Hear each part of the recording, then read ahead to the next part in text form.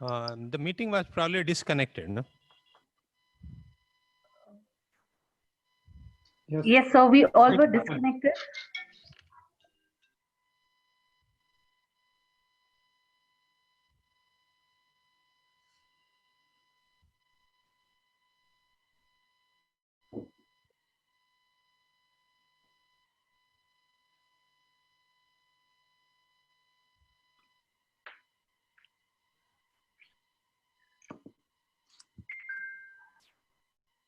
So should we wait for a minute or two to let others also join? Or should we begin? Sir, we should wait for a minute or two, sir, because it's a platform crash. So just talk to the virtual team. So something happened somewhere. So they have restored it. So we'll wait for a minute or two. No problem.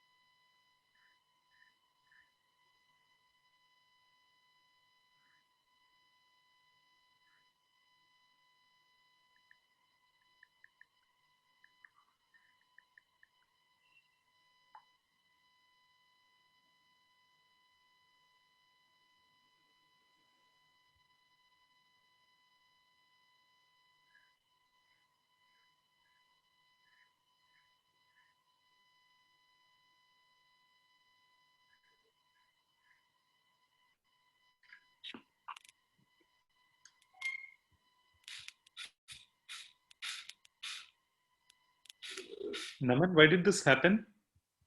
Naman, are you there? Yes, sir. What happened? Why did this happen? You see, our attendance just has collapsed. Yes, sir. Seriously, don't know about that. How it happened. I'm working on it actually, trying to find the issue. It's most unfortunate. And this should not happen in the middle of a nice discussion. Yes, so we are very sorry. Has it happened with all the other events, or it's specific to ours? No. It just happened first time, sir. And the recording is with us, sir. The half event which was there. That's okay. That's not about the recording. It's about it's about interrupting the Yeah, flow. it's the consistency. Yeah, no, it's okay. Truly sorry, sir. I think somebody tried to join using this Zoom link, so that's why it happened. No. I can see Professor Haksimun also. He has joined again.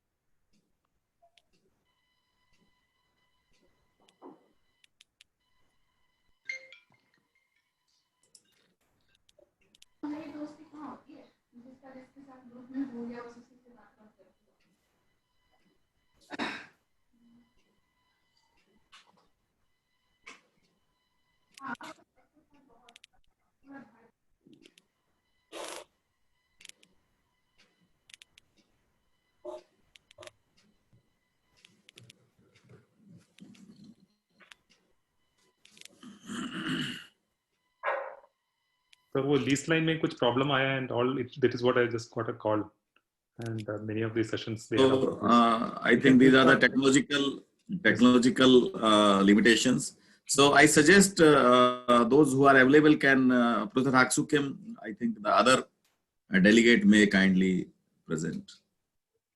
Yeah, Shri Ashok Malik ji has to present. Yeah. So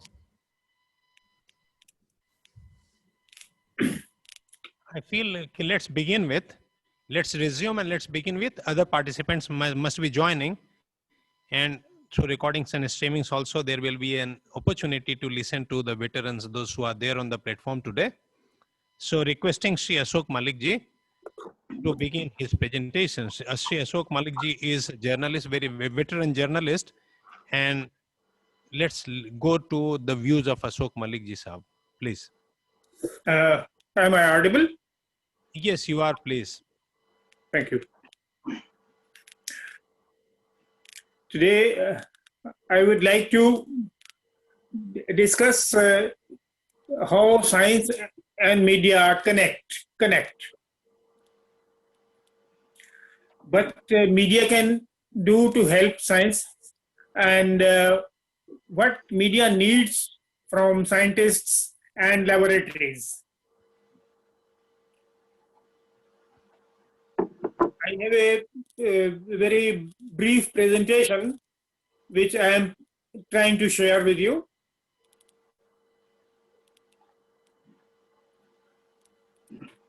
I hope you can see it. Yes, it is there. Yes. Make it full screen.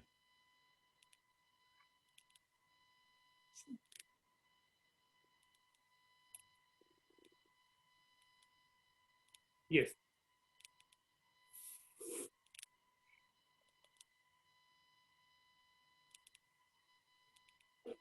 The major goal of research and scientific writing is to extend the frontiers of science knowledge. And the researchers are commonly rated upon the number of publications and the citation index. Some experts suggest that in future, writing a high quality article will only give a 50% chance of getting cited. And an effective way to increase citations is to expose the research output to a wider audience, because people can only cite articles that they are aware of.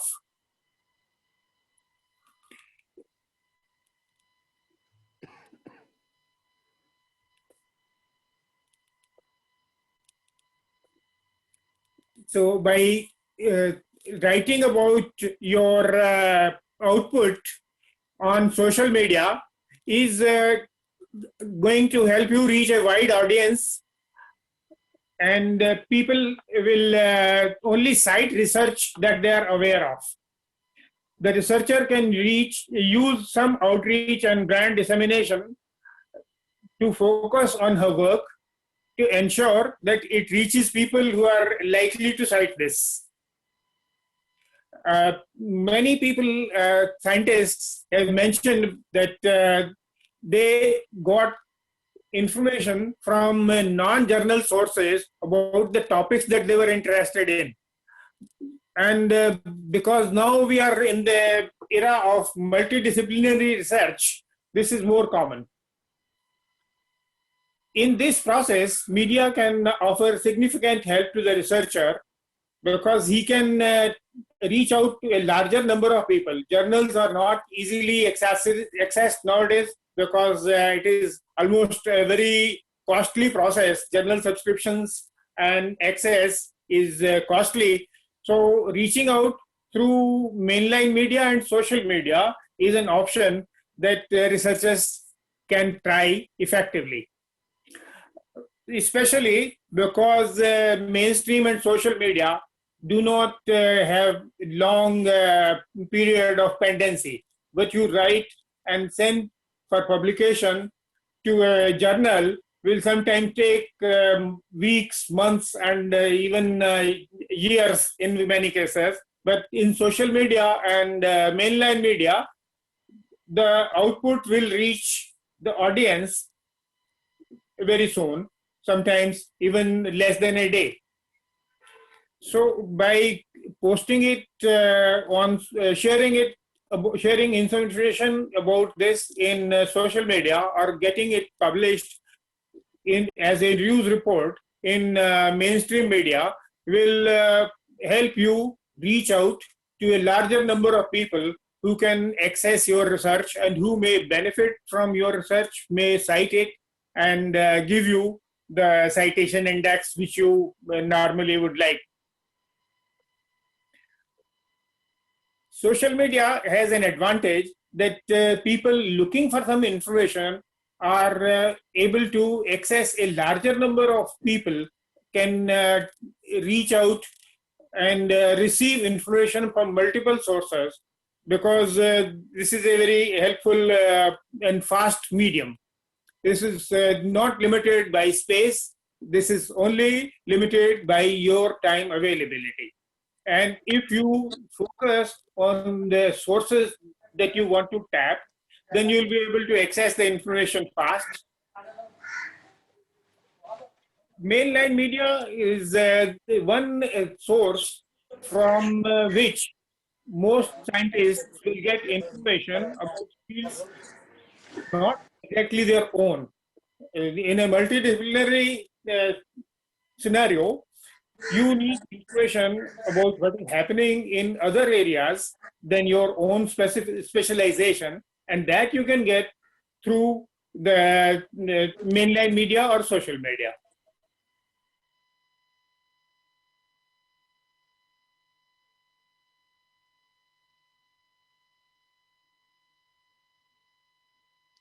Ashok ji, you have become unaudible.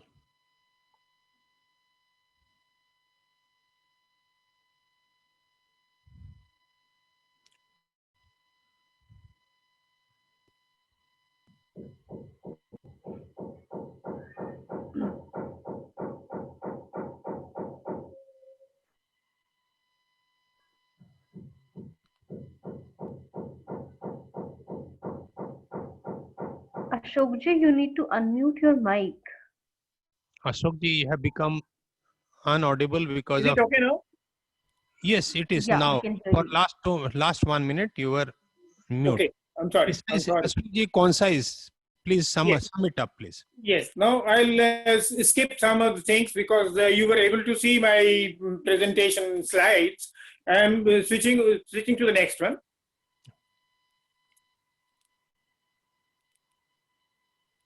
Now we come to what media needs from the scientists. Especially, I would request the scientists not to use expert speech, which is called jargon. Please shun abbreviations. Even if we know some of the abbreviations from interactions with scientists, it is good to communicate in language which readers can understand. And a normal communication should be addressed to a person like a matriculate. Maybe some of our readers are very well educated, but there are others who are at an average level. So let us talk in the language of common man. Another thing that we need to remember is that we are talking to the uninitiated. Many of journalists have not studied science, and some of us who have studied science too may not be familiar with your special fields. We are communicators trying to tell the woman on the street about the relevance and importance of the work that is being done in our laboratories.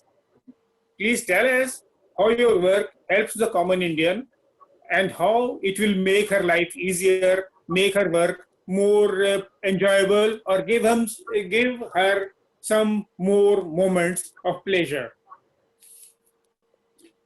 Then, for instance, you remember that Mangalyaan has made average Indian proud. But at the same time, our space program, of which Mangalyaan is a very huge milestone, has made weather forecasts much more accurate. Similarly, nuclear power is giving us cheaper, clean energy.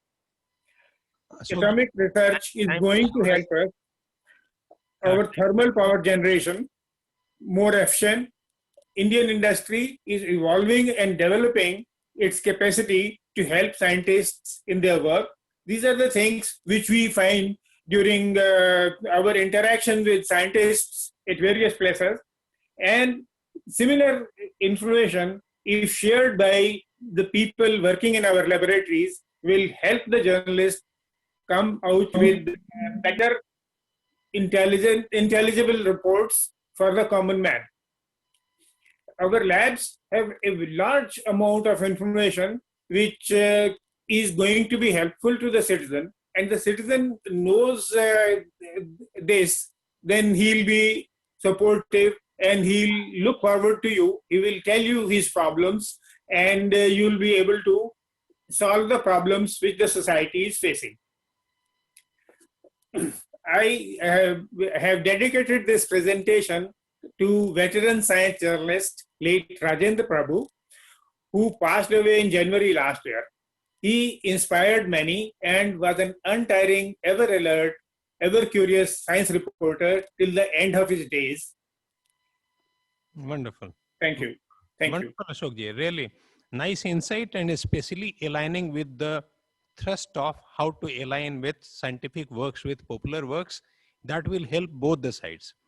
You talk that even scientists who are looking towards citations, it is going towards when it gets popularized, and the popular, when science comes up into popular mode, then it reaches to masses. So both are complementary, both are supplementing each other. It's wonderful, a good perspective given by Shri Ashok ji.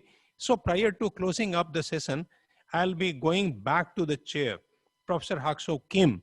So listening to Dr. Kim's perspective on the presentations that we have gone through and his own perspective also, Professor Kim sir, you please take up the stage. Okay. Oh, thank you for your moderation. And also thank you for all panelist presentations. I could hear many kinds of things about India. Also, it includes all the problem, obviously. I'd like to summarize a few kind of things. Actually, in the beginning, already I talked a few things which is important to me. And so I will repeat a little bit about that.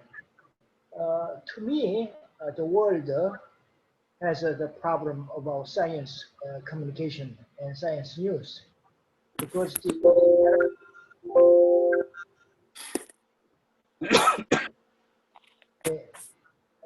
mainly there are three key issues in science news, I think. One of that, first of all, we have to deal with how effective the media function of surveillance is, because the coronavirus they broke out in China, for instance, but Chinese journalism didn't function well, so that made a big problem. See, and so which means that free society and freedom of our press is critical to, you see, to expose ourselves to problems, particularly about science-related problems. And so we could see that kind of a failure of media surveillance about the coronavirus. That is the first issue. Second is that I think basically we needed to make target segmentation between scientists and non-scientists. Because the scientist, if you convey science news toward another scientist, probably another scientist is likely to be interested in more puzzles. You see, what is, what are, you know, what was, like that, how come, you know, what for, like that. But non-scientist is likely to be interested in more problems rather than questions.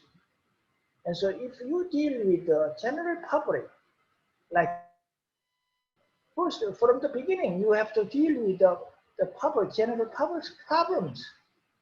And then you have to relate that problem to science. Otherwise, non-scientists are likely to avoid, you know, they probably hate, probably. And so we have to really be careful about distinguishing targets between scientists and non-scientists. Otherwise, all media dealing with the scientists are likely to fail, you know, to convey or attract interest from the audience. And third issue, I think, is a big problem. I think Kanan mentioned some problem of balance. Actually, we have to be careful about distinction between balance and fairness. Balance is more likely to equal time or space allotment, you see.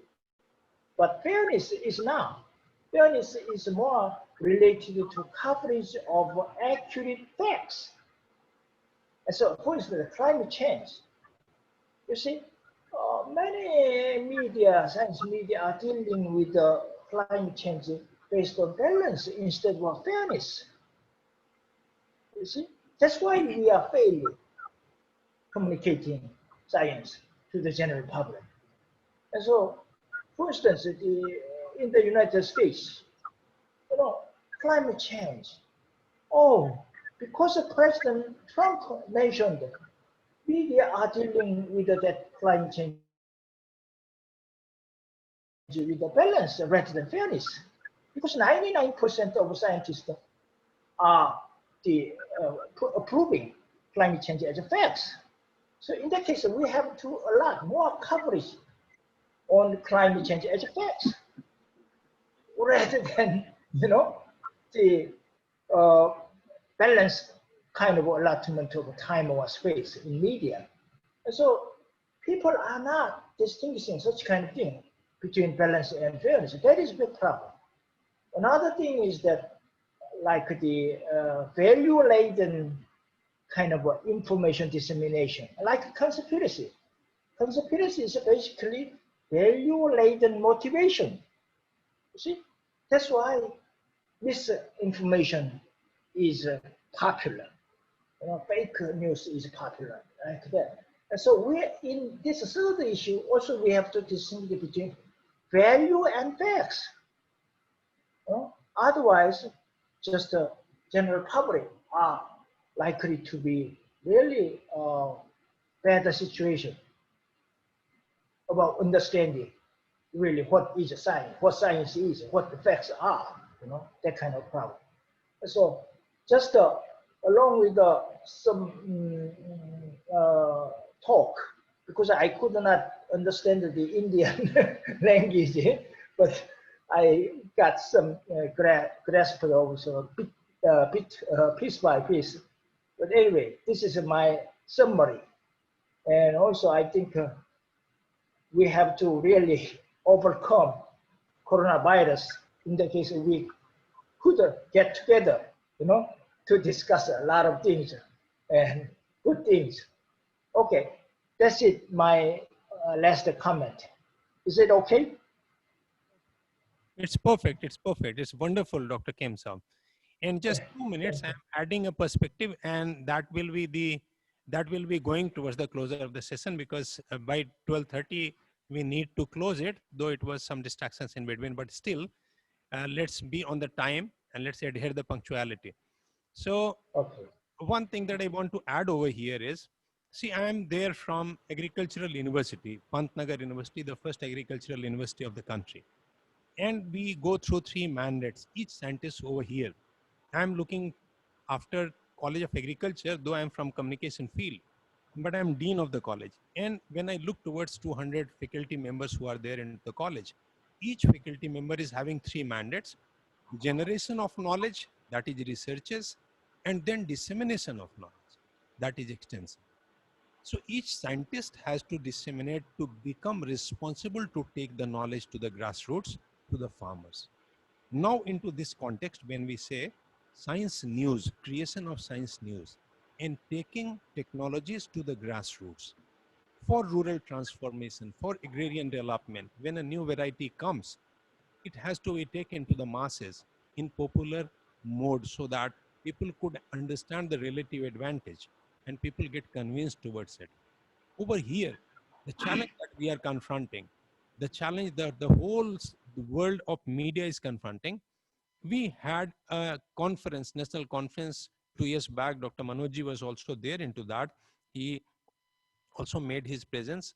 And the biggest concern is that those who are there into media or those who are there into science like scientists, if they are trained into creating good science articles, science news, this creation of a story from the villages, from the grassroots, or from the research labs, that becomes a challenge, because technology per se is perfect.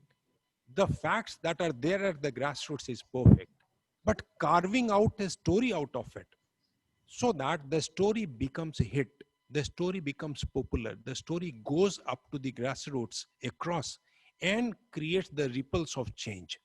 It means this science journalism, training of youngsters, cubs into writing science in most interesting manner so that you can create real stories. When mainstream media people come, they say that the things which is sold out, जो बिकता है वो सामने में छपता है. But is it like science is not sellable across into the media? It means the nurturing of cubs towards bringing up best possible stories.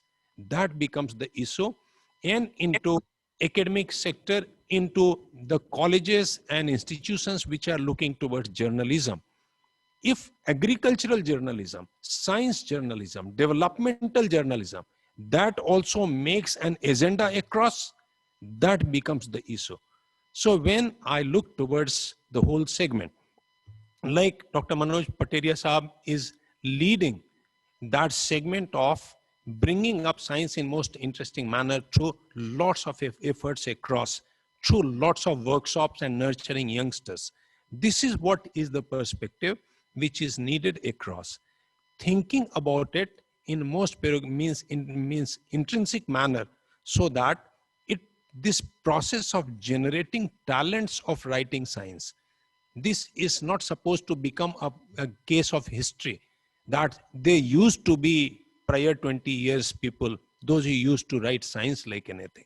It must be for the future generation, those who are emerging, they are supposed to be nurtured into that aspect. And only one point in 1 minute, and I will be going back to the organizers.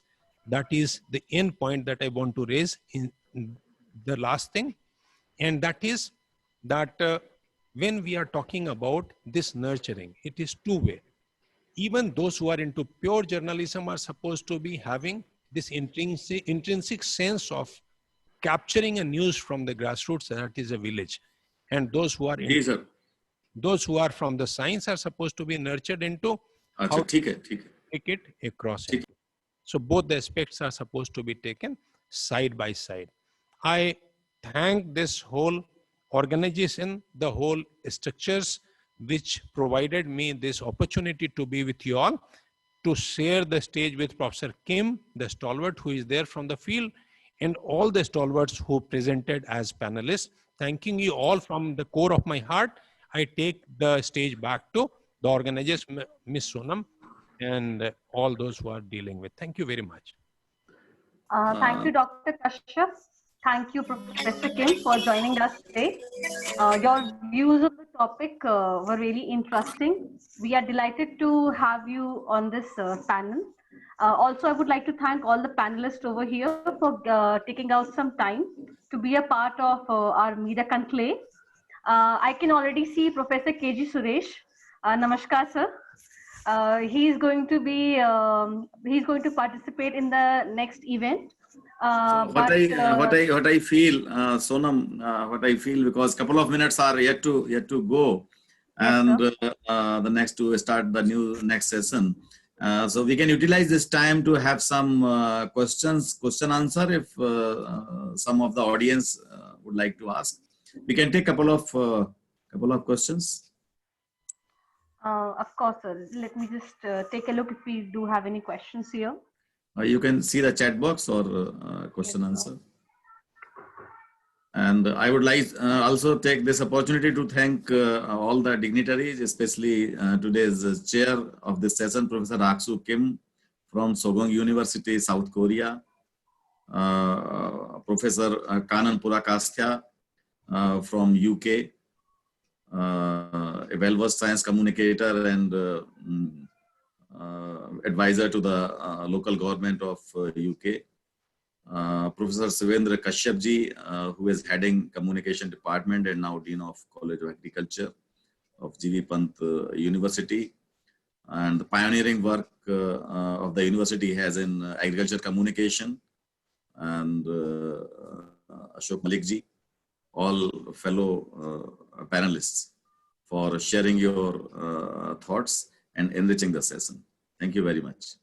And we also welcome Dr. K.G. Sureshji, Professor K.G. Sureshji, who has been the Director General of Indian Institute of Mass Communication, one of the leading media establishment in the country, as well as now he is heading the first media university of the country, Makhanlal Chaturvedi National University of Journalism and Communication. He is the president of the university. So I welcome you. If there are no questions or no, sir, we don't have any questions. I think we had questions earlier, but because the technical glitch, we lost the questions. Okay, so let me ask a question from Professor Hak-Soo Kim, because Hak-Soo Kim has a very diverse experience connecting various regions of the world and working in the area of science, communication, agriculture communication, health and risk communication also. So how he suggests that this media and science relationship can be further increased and strengthened, especially not only at local level, but as well as at international level? Oh, hard question. I think I'd like to add something to co-chair that Shivendraj mentioned. Actually, he seems to talk about perspective of a grassroots. See, and so that is an important point, I think. We say that in communication, the academic area, we distinguish between information providers' perspective and information consumers' perspective. And so eventually, Dr. Shivendra, I'm sorry to pronounce, very difficult. Perfect. No one pronounced like this earlier. It was perfect. Okay.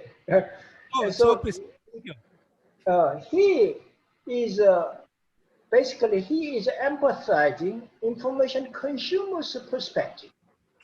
You see, when scientists talk about, when science media talk about, always they have to begin from the information consumer's perspective, because the information consumer has a different dimension with that information provider. For instance, the scientists are usually like to talk about science from the beginning, but grassroots or information consumers wants to talk about their own problems before science. You see that? And so without bringing information consumers' problems first, and then you are not likely to effectively relate that problem to science, which means that actually you cannot give a good information of science to information consumers or grassroots. So we need to think about two steps when you talk about, when particularly scientists talk about science communication to the public.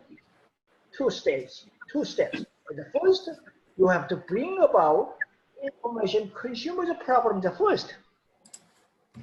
And then you have to relate scientific knowledge or scientific information to that problems. And so always there are two steps. And so if you miss first step, if you skip first step, you never,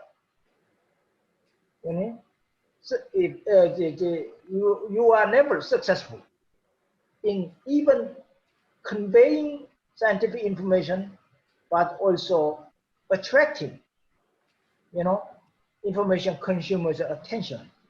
And so that is a basic principle in science communication, in theoretically speaking. Whether you are talking about science communication in India or in Korea or USA. But previously, always science communication was focused on how effectively to diffuse scientific information. Basically, that is information provider's perspective, not information consumer's perspective. That's why I developed new model, for science communication, which is called the PACPIS model. Actually, it was written, it was published in Science Communication Journal of US. But still, people don't understand such kind of important point. 2 steps. That is my point. I think that Wonderful, to, wonderful, Dr. Kim. Professor Kim, it's yeah, really splendid, splendid. I think that's the answer, my response. Yeah, thank you, Professor Kim. And Professor Kanan, I think it is important to have media relations with the government. And government plays a major role for encouraging and promoting science through media. So how do you spell out the relations between UK government and the media and the scientific stories which are coming to the media, especially because you enjoy the research as in private sector as well, whereas India and mainly research is in the public sector. So this is the major difference. So how you look at from that perspective? Please unmute. You see, I have my foot in different places. I am a special advisor to the government for science and environment, but simultaneously I am also writing column for several newspapers, more or less every week. So and it's a scientific column basically. But obviously we don't have any embargo, from the government that you can't write. I can write as my personal capacity. I can do things. I'm also sometimes going to the university doing research and communicating this, but obviously there are some embargo in relation to communicating things, from embargo from the funding agency, sometimes an embargo from the journal as well, because journals sometimes say you can't write until we publish several other article in order to get some sort of balance, reporting. In the UK, the government is such that they criticize themselves. They say they do something and then they start criticizing their own activities. This is the cultural things, So we can criticize our own actions publicly, and there is no matter, and then generate some sort of opinion. But when you think of UK context with Indian context, I think in case of India, how and through what means we choose to say something is often just as important as what we say. So that is, and also in Indian perspectives, you have lots of indigenous people and also indigenous knowledge. That is a very, very important things, and that Tagore long time ago, Rabindranath Tagore long time ago said, you can bring knowledge from the Western world using foreign ships in this country, but you need to distribute to the villages of India using the local boat. So that is the say, that is the way. Thank you very much. Secretary DST sir has joined, so I think Sonam, you can take it forward. Thank you. Thank you so much, sir. Thank you so much, everyone, for joining us today. So the media conclave has come at a time when the need for science dissemination has started to gain traction, and the section of the media and academia have realized the need for it.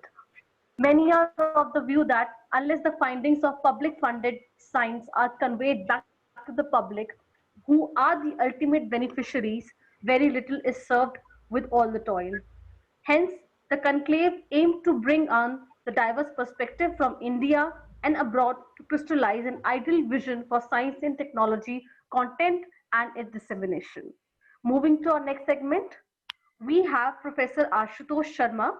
He is the Secretary to the Government of India since January 2015, heading the Department of Science and Technology, DST. He received his PhD from the State University of New York and done his MS from the Pennsylvania State University. Welcome, sir. Professor K.G. Suresh is also here with us. He is the Vice Chancellor of Makhalal Chaturvedi National University of Journalism and Mass Communication. He is a very senior journalist who has also served as the former Director General of IAMC.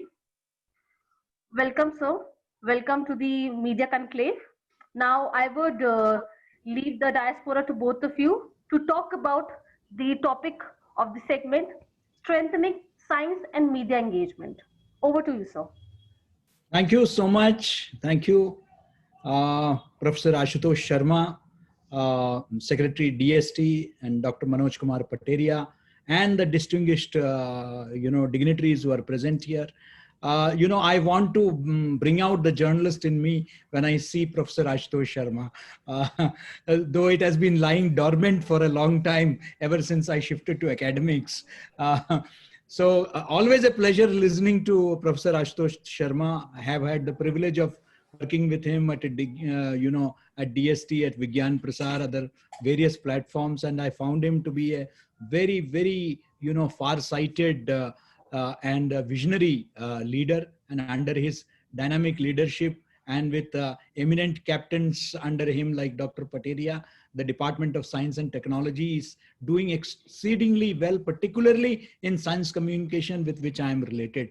And today I would not like to leave this opportunity, and thought I would like to take as many questions, to Professor Ashutosh Sharma, so that within the brief span that we have him with us, we would like to cover as many aspects as possible. Without much ado, let me start straight, let me shoot. Professor Sharma, pleasure having you.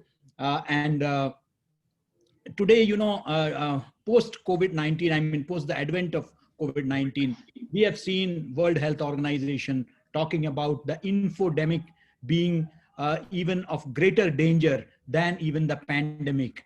We have also, during the World Press Freedom Day, for the first time, we heard the United Nations Secretary General talking about the dangers of infodemic rather than, press freedom and other issues. So that is the kind of concern that we have over infodemic. In this, I think this is also a blessing in disguise, in the sense that this is the time when science communication can really become relevant to the public at large. And with the advent of social media, the digital media in a big way, the threat of fake content, misinformation, disinformation is growing by the day. In that kind of a scenario, engaging with the media is very important for scientists, also for the scientific community. I want to, understand, how have you seen this, and what all steps has your department taken to engage with the journalists on a real-time basis to ensure that, the actual information, real information, credible information goes to the public at large. Professor Sharma. Very good. It's such an important session, and I'm so glad. Professor Suresh, it's been a long time since we met, I think at least 24 hours or something like that. So that clearly shows the importance of scientific communication to masses. And of course, that this urgency has been brought to us by COVID-19 times. Because COVID-19, of course, whole lot of it is about finding the diagnostics and the vaccine, and maybe longer term horizon being drugs, to treat it. But while you are going through times of COVID-19, it is all about containing the pandemic. It's all about stopping the transmission of virus. And that stopping the transmission of virus is not really a problem of science and technology, because it's all well understood. So what is a problem of? It is a problem of communication, clearly. So it has to be a communication which is very compelling, which is based on scientific facts and evidence, and it has to be presented in a form, for example, in India, in so many different languages. It has to be presented in a form that would be readily accessible to people with different educational backgrounds, different information content that they have imbibed, different cultural backgrounds, and so on. So this is a very tall order, to effectively communicate all of that to people who have even different worldviews. Some people, they don't care. Some people are indifferent. Some people don't know. And as you pointed out, there is a whole lot of fake news which is floating around. So, by the way, of course, that this is not something only confined to COVID-19 times, but it has brought to us the importance and urgency of this dimension, and why it is so important in saving lives, in saving livelihood at such a large scale. So yes, I totally agree. And let us look at some foundational aspects. And I'll tell you what DST has done as well as other agencies who have been doing it. See, one of the foundational aspects of science communication is, and I got reminded of it because you said that you have come from journalism to academia, and I'm the other way around. So I have come from academia to a job which requires science communication to many different kind of stakeholders. So to deep scientists, uh, from there to people who are all stakeholders of science, technology, and innovation in many different ways. So this is fantastic because this gives us a clue. So we are complementary in our approach. So we need to have also a lot of scientists who know their science very well, but then translate it in terms of communication, which is accessible and convincing to very large number of people. One can also, of course, come from the opposite direction, which means having a very deep foundation in journalism and then come to science and then understand actually what is critical about that science, what is really right about that science, and what are the aspects of that that we need to take it out to the society at large. And I think it is these two complementary approaches. Sometimes they have to meet in the middle, and this is why it's so important that there would be a continuous interaction between our scientists and our science journalists so that they understand each other's concerns and the language and able to translate in their own way to put it out, but put it out with date accuracy where it matters. So Professor that is Sharma? understood, right? But Yes. at the same time, not sacrificing the interest that the story would hold for the people. It cannot just be a dry scientific reporting. Then people would be turned off and they don't understand it. Then we basically lose the purpose for which we are doing this. Right. So this I think we need a lot of training programs of this kind, both for journalists and for science, and therefore the mutual interaction. Some of that is happening. Now coming to your question about what has been done, certainly even when the pandemic started, very quickly we put together a team which are pulling out information which is scientific from different sources and then converting them into stories. In fact, was a weekly COVID-19 bulletin. There's also one produced by CSIR and one produced by DST. And we were actually taking information from all the ministries. So it's not limited either to DST, CSIR. You see, these concerns are not limited to a ministry. So oftentimes we get too much worried about our own turf and so on, but science is turfless. And in order to tell people what is really happening, you have to compile from very large number of sources. That was happening. Now the frequency of that bulletin has gone down from being weekly, once in 2 weeks and so on. But essentially, it's a very good catalog and it's available online. So digitally, anybody can download and see it and so on. Of course, these kind of efforts have been around.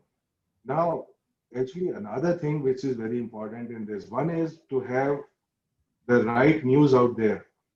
So the importance of masking, for example, how would people actually realize it? They think, well, what would masking do? Some people were arguing that virus would pass through the pores of clothing by which we make masks.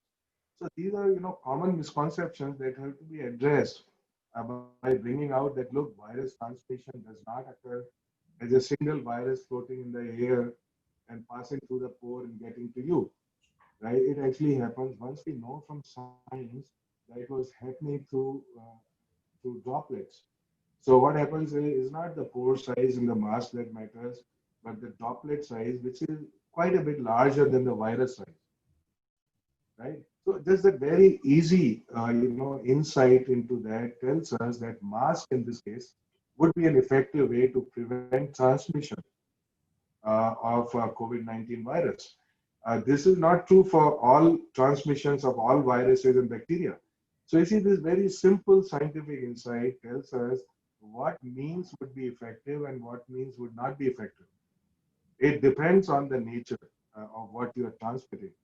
And so a lot of work was done early on in the labs, scientific work, and then how to translate that and tell us. The fact that so many lives have been saved and so many people got very mild symptoms is largely because of distancing and masking.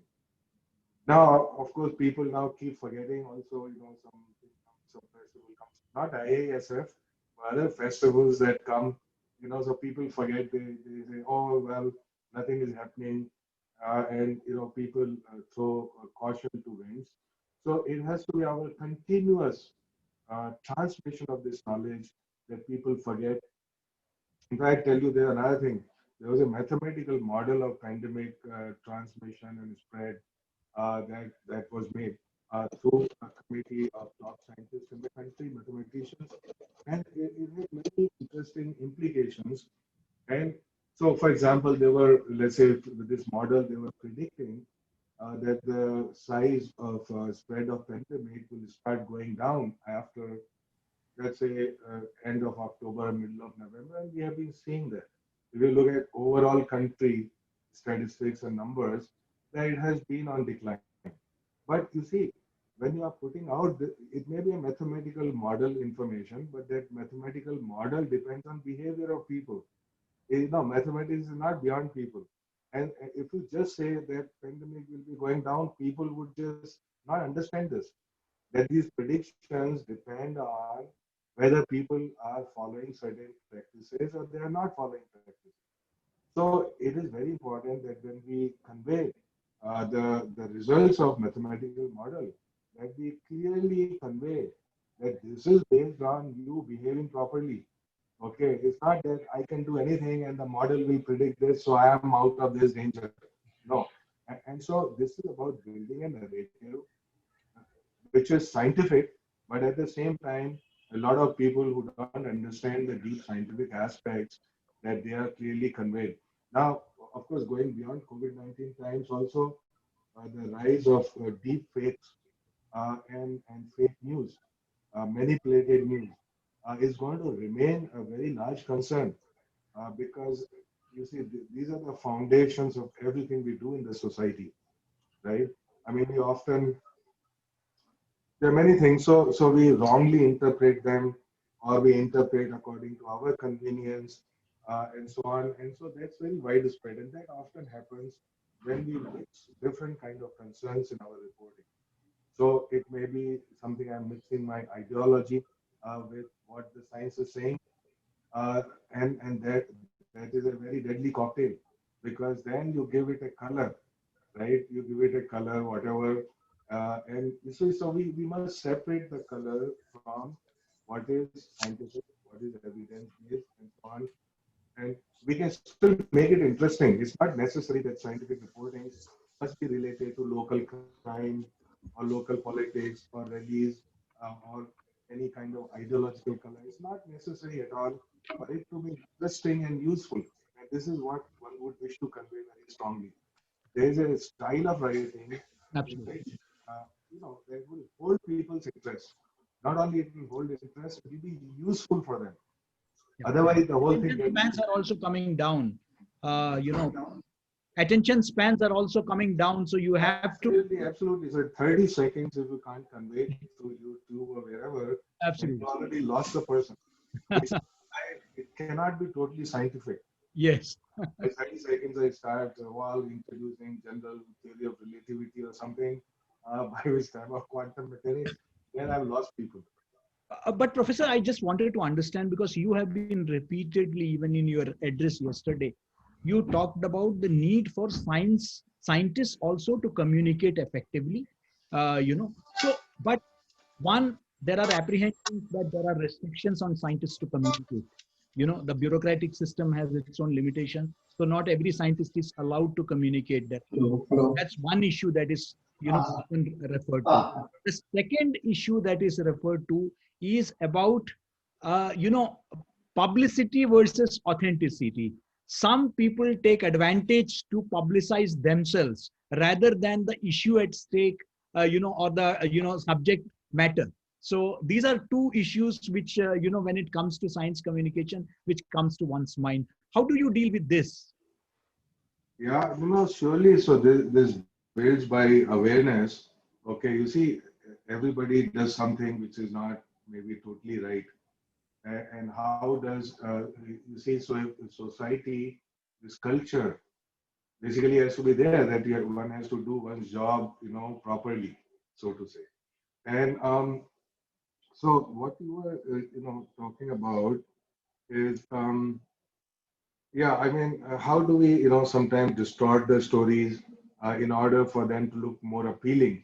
But I think it comes from a misunderstanding based on the background of people who are writing that story. So it is quite possible that people writing that story think that unless there is some politics in it, it would not sell. This misunderstanding is largely driven by the background of journalists who are writing it. Now, you also brought in the issue of, okay, can scientists be trained to write popular science stories? And so you were talking about, look, what have been the new initiatives. I would like to introduce, because there may be many students here listening to us, that there is a new program called AVSAR. Basically, it encourages our PhD students and postdocs to write popular science stories or quasi-popular science stories based on their own area of research. So here we start from the other end, which And you're means we talking start about from science stories, not science fiction. not science fiction. Of course, they can write science fiction also. Okay. Especially science fiction written by scientists can be of high quality. It's a different topic. If you'd like to get into it, we can discuss that. I've been a great fan of science fiction myself. And like all of us in high school, we write some science fiction, right? Of low quality, but anyways, but it introduces you the idea of what it is. But I'm talking about stories which are based on science. For example, stories of pandemic, or it may be a story of, what is the future of technology, what are the directions in which, for example, health diagnostics is moving, what are the directions of different technologies and science in the world. Now, why has it become important? So there are two aspects. First, we said that yes, scientists can also be trained, sensitized to write good, popular science stories. And we are seeing it in this scheme. The idea was, yes, that let us, and actually it benefits also the scientists. We should not think, because a scientist is doing a favor to society by writing this story. It is for the good of scientists actually to write a story like this, because then they understand the science much better, or at least the relation of that science to the larger concerns of science and society, which makes for a holistic scientist. In fact, when this PhD student is looking for a job, it would be very helpful for him to actually explain his science to people, saying as to how this is useful for different sections of society, right? So this is very important.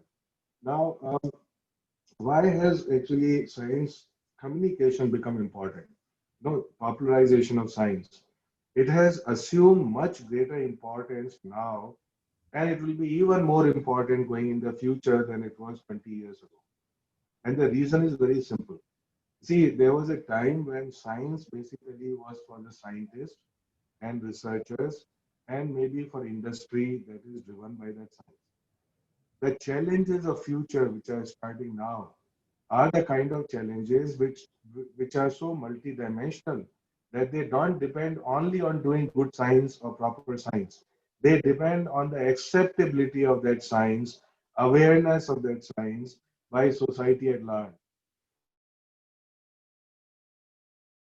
easiest thing that comes to mind is climate change. Now, or you know, saving your environment, or all of these things, right? This is a shared responsibility. Unless our citizens were involved in it, degradation of habitat, you know, what's happening in Himalayas, all of that, right? So it is a responsibility of every citizen. Unless it happens, things will not progress, right? So it is not simply scientific answer which is going to solve the problem. It is our awareness, our ownership of these ideas and their implementation by different sections of society, which is so important.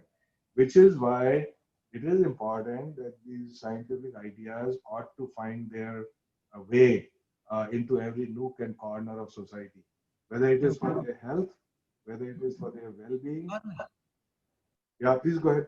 Professor Sharma, now we are India's oldest and biggest media university, and we have been promoting, health communication, not just among our students, but we are promoting it among our faculty members, and we are training journalists, public relation officers, particularly in the state of Madhya Pradesh where we are located. And now the national education policy insists on multidisciplinary and interdisciplinary aspects of education. Now, in this scenario, are you, because you are today in a place where you can influence policy decisions, in fact, you can take policy decisions. Now, in this scenario, do you see that we can have a situation wherein science students get acclimatized, get acquainted with mass communication in their study itself, so that in future when you make recruitments, you also see whether they have an exposure to mass communication and they can be good communicators as well. Because this is going to bring a qualitative difference in terms of the kind of communication that we are going to have. So in recruitment also, this can be considered. And we also at our end, being a media school, we will also ensure that we have specific science modules to ensure that, we also groom a generation of science communicators. So I think that this synergy has to be there. Yes, I mean, you said something which is totally right. How do we do it systematically? So in fact, if we were to make some modules and start doing it from tomorrow, next semester, we would be very happy to partner in that. So let's say you could make modules for PhD students. And when it develops more, one could say, okay, so there could be 2-week residential program. And some of it may be distance education, evenings whenever they can do it. Some of this stuff should be available online and even without personal interaction. Some require personal interaction, but we need to create content. So people who have interest in it are able to access it and learn about, when we started Avsar, I kept asking people, where is the material where people can learn how to write popular science stories? I was told that, I don't know, they made maybe some guidelines, but they're very superficial. So I think we need to do 3 things. One is create content for it, not very heavy content, but even if we are able to convey the basic elements of storytelling, basic elements of scientific storytelling, all of those, so even with those people who don't maybe have 20 hours to spend, in 2 hours, they should be able to get something out of it. And those who become more seriously committed to it, then do 20 hours, then they're more serious, then you do with personal interaction. These modules could be offered 1 week, whatever. And then even more serious people, they do kind of more advanced thing, when they come to your campus and have like regular physical classes whenever they become possible, right? So I think there are many possibilities. Indeed, I'm so happy that you mentioned it. Professor Sharma, last question. I believe we are all running out of time. Just one last question, that today's media scenario, when you look at it and when you look at science communication, I'm not pointing to anybody else, in a scale of 1 to 10, how would you rate science communication? Science communication, you mean popular science Popular communication? science communication. On a scale of 1 to 10, how far you are satisfied and how much In India? In India, it's about 3.73. I want to be precise. Not even 50%. But I'm a tough grader. I mean, I'm known to be a tough grader. So don't take these numbers don't have meaning. I mean, you ask the same question, he may have the same opinion as me, 7.2 or something, right? Because these numbers are very subjective. All I'm saying is that there is a great scope for improvement. So without saying what precise number, we all realize that especially in India, that our science communication has been a little bit lacking.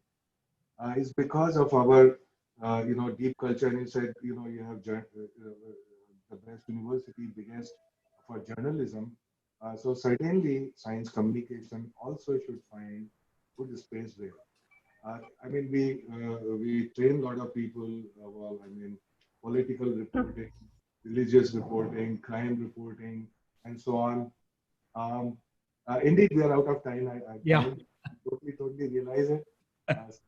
Your back-end anchor is getting so anxious. I know. What are people doing? Hey. Wish we could continue, but it was a wonderful interaction and really some great ideas. Indeed, we have run out of time. Yeah. But even that's a metaphor that, we don't pay attention to science communication. We will run out of time in the future for the whole civilization. Absolutely. Thank you. Thank you so much. Thank you very much. Wonderful.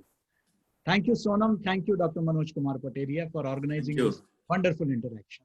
Thank you, Professor Sharma ji, Professor Suresh ji. And it reminds me that in the mid of last century, in UK, there was a novelist called C.P. Snow. He started giving lectures on two cultures. So these two cultures, one he says from science, the other from humanities. So there has been a great gulf between them.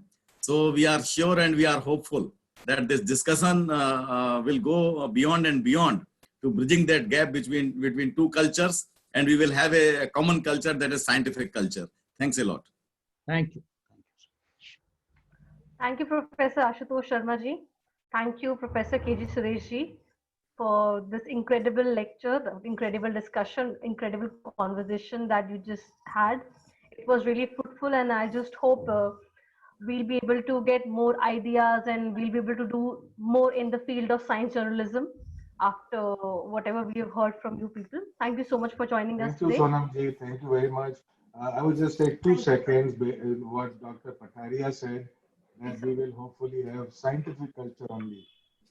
That is very true, but I would just like to add scientific culture which is also compassionate, because often scientific culture is considered to be, value neutral.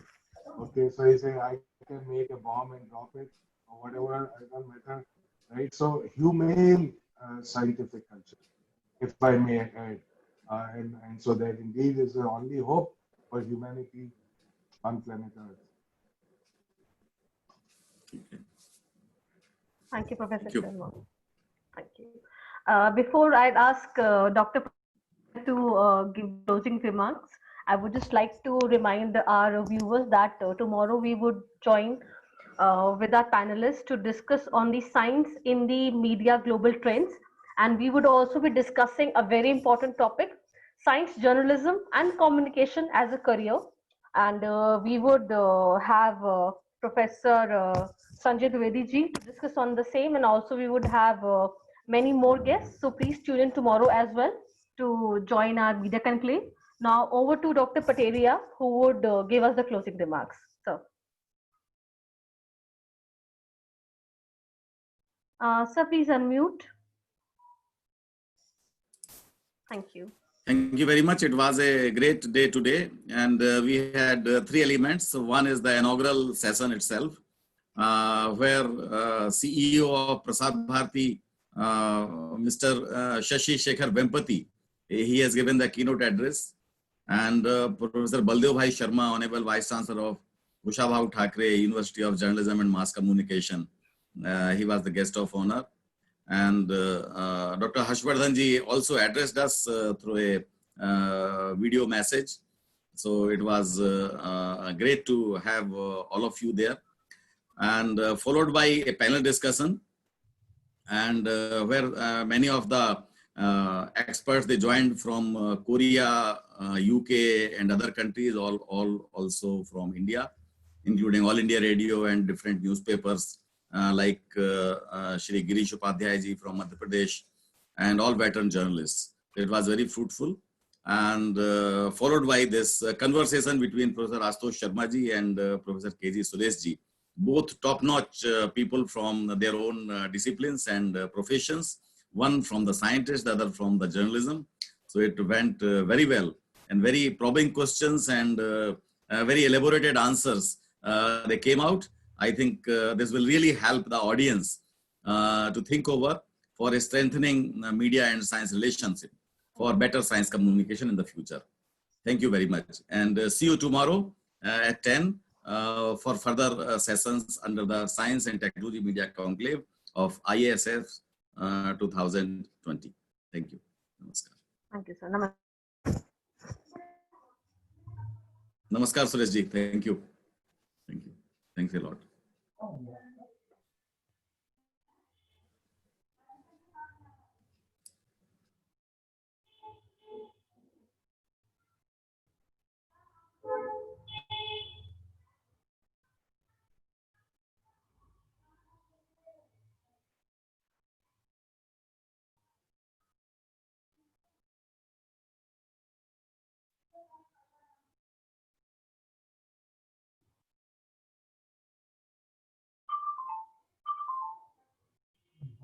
Okay.